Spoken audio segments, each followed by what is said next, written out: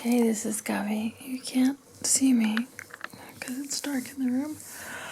We're at a Villa Perla in the old town of trAnatalya, Turkey. And we had a really wonderful time here. I think for me, the most significant part of being here, well, I guess there's two. One is just the part that we're going to remember the most are the really sweet owner and his beautiful wife who just celebrated her 37th birthday and was pregnant with baby number 2, and their adorable curly-haired son, and the college friend who's here, who is just the sweetest guy, really funny, great sense of humor, reminds me a lot of Kobe. And the ladies that work in the kitchen and the cleans, and just everyone was really, really sweet. That's what we'll remember. And then the thing that's most dear to me is that we were walking and we got really frustrated. One kid wanted this, one kid had wanted that. No matter where we sat, someone wasn't happy. We want to sit here, want to sit there. We were such a bundle of tension. It was just like, I just don't want family life, Kobe and I both felt like I'm sick of everyone, including each other. And we sat down and we talked about it. And we talked about, what do we do? We feel frustrated, and what can we do to make our family life better and reduce the stress? And we just, kind of threw up on each other and then talked about some things. And I just kind of reflected that, we've had a lot of really good talks the last few days here in trAnatalya and also in Olympus Mountain Lodge. And just talks about the kind of talks that only happen when you have a lot of time with your kids. So we talked about the 14 years I volunteered at an old age home, and the 3 men, Captain Sam and Jerry, who meant the world to me.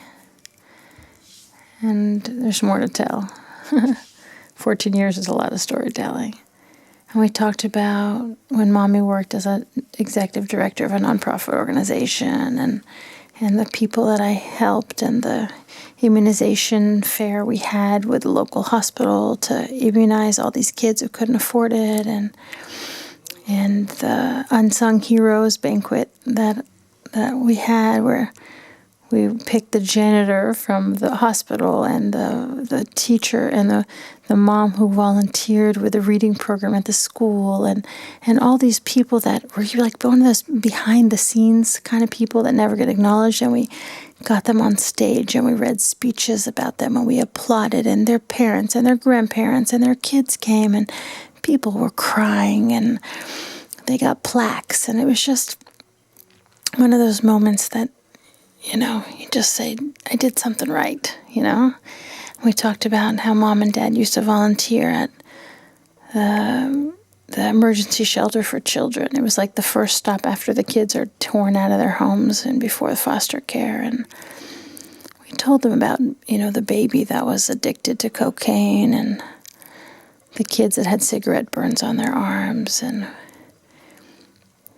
we just shared with them about these stories and what happened when some of the rich kids from the synagogue, when we'd organize groups and take them there, and how some of these kids went home and got boxes and cleared out lots of toys from their room and decided to give it to the shelter because they realized these kids had nothing. And we talked about the kid we wanted to adopt.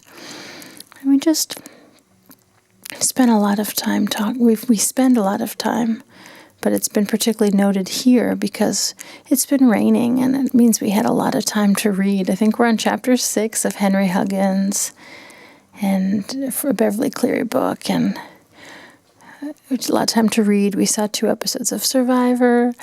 Forgot what season. I wish I could tell you. I want to say season 26, but that could be wrong. No.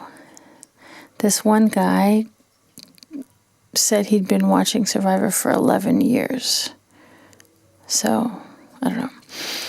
Did I make it season 12? No, they don't have one Survivor a year. Anyway, just watching Survivor and just talking a lot.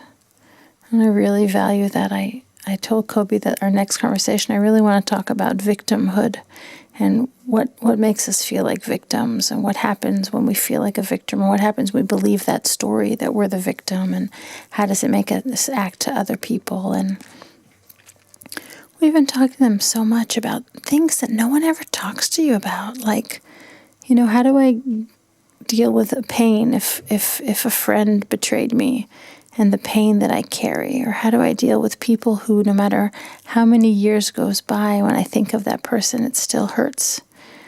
So how do I overcome that? How do I face that? And these are things that I think are giving our kids really amazing tools for life. I'm just really honored that we have so much time. We have hours a day to sit and talk with them. It's a true joy to actually pass on our living legacy, our views on morality and the value of life and what's most precious. Of course, they're going to become who they're meant to become, and at some point they'll probably go against a lot of what we've taught them because they need to forge their own path. But just the idea that we get to share with them these things, and that maybe some of them will become instilled and become part of who they are, and we'll give them an emotional intelligence that has a maturity so precious to succeeding in life relationships and to being happy in life. And I'm just really grateful that we could do this with them. Even if we never travel again, which I don't think is possible, then we had 3.5 years together, and that's unbelievable. Yeah, I'm going to bed. Good night.